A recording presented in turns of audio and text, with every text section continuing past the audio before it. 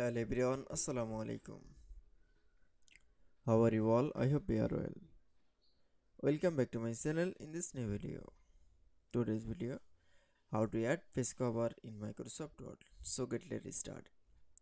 At first open your Word document file. Firstly then ensure it Word document is add face cover. Now going to the insert menu option. Now click on the face cover option. Then choose the face cover. Now choose the same face cover. Now for click. That is.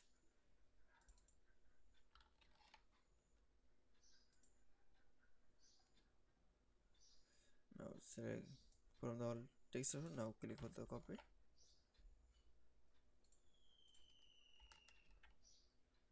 That's it.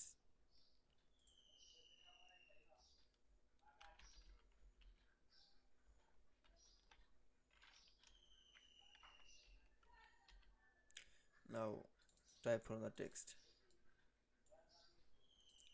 This text is the that's it. Then I showed it at face cover in Microsoft Word document is very easily. I hope to enjoy the video. Please like, comment, share and subscribe my channel. Thanks for watching my video.